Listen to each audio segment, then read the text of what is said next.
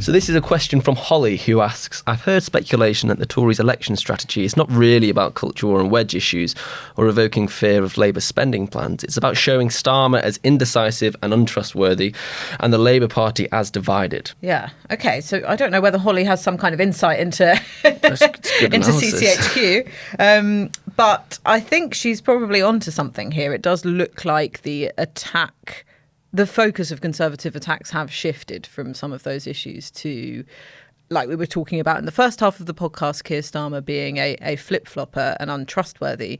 But also, I think sort of almost ever since they brought David Cameron back, they've kind of reverted to a 2015 style election messaging, which was all about the long-term economic plan. Sort of, it's been painful, but, we're all in it together and stick with us type, post-austerity kind of messaging. And I think that's what they're doing now. So they're saying the plan is working and on the flip side, Labour has no plan.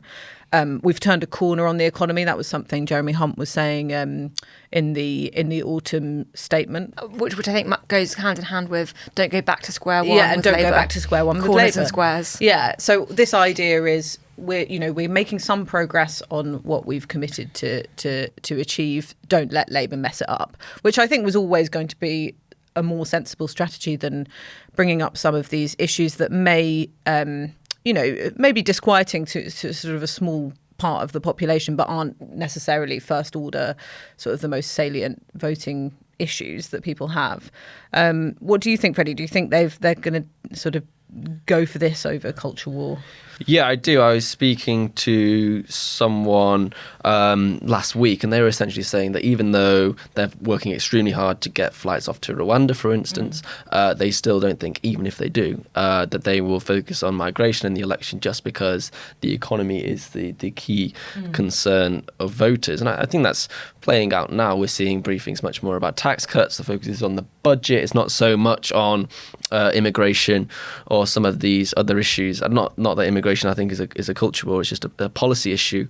But you see what they're trying to do there. So yeah, but you've got to remember the past year or so has been full of Number 10 switching and changing its strategy. And I think you're right. They have sort of settled now on an economic message. I think they will still go for Keir Starmer and trying to, as we discussed earlier, try to paint him as indecisive and untrustworthy. They're going to hark back to his period as DPP at as the chief prosecutor. Whether that's successful or not, I think Labour feel quite confident that they can rebut those charges and essentially say that Keir Starmer represents the sort of strong state, the law and order public servant that many people might respect. See, I don't see it like that at all. I think there are two distinct Conservative election campaigns sort of running in parallel at the moment or on top of each other. One of which is the go back to the economy. This is Isaac Levido's big thing. Stick with the plan. The plan's working. With the grown-ups, we brought back David Cameron. And that is the core of the campaign.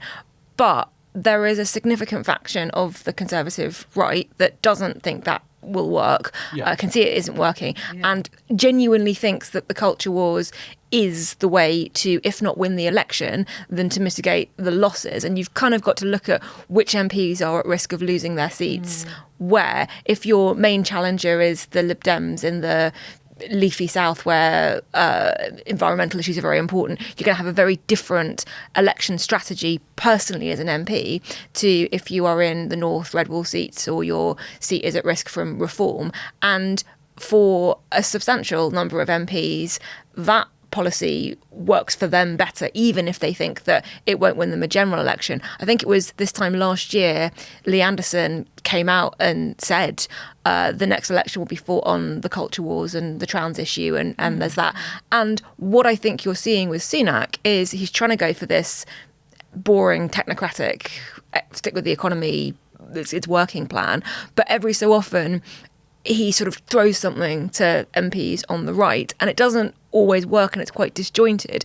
And you can see that from the other week when Starmer asked him a serious question at PMQs, and Sunak immediately went, or he doesn't know what a woman is, when Esther Jai, the mother of the murdered transgender teenager, was in Parliament. And that is a line that Sunak has used against Starmer at PMQs repeatedly. He gets asked an economic question, he throws back a culture wars answer. Obviously, that was a very unfortunate exchange because of the circumstances around it, but you can see that strategy playing out. And I think that's why it's that there are, while it won't work in a general election campaign, there are individual MPs and individual seats who think that it will help them. Interestingly, I've got some polling from King's College London that have been tracking attitudes to woke. So this is from at the end of last year. Only 1 in 7 people think of themselves as being anti-woke. Now, that is an increase, but it's still a minority. 15% of the public consider themselves to be anti-woke. 16%, so basically the same, consider themselves to be woke. The most common response is that people don't know what these terms mean. 44% of people don't know what they mean. Another 21% say they don't identify with either label. So woke or anti-woke is a kind of minority view. Interestingly, 4 in 10 Conservative leavers consider themselves to be anti-woke, as do 3 in 10 older men. So you get a higher proportion of people identifying with being anti-woke among traditional Conservative voters, or in particular people who voted Conservative in 2019. So for the Conservatives who are trying to piece together the scraps of the 2019 coalition, this issue does matter to those voters. It just doesn't matter to the country as a whole.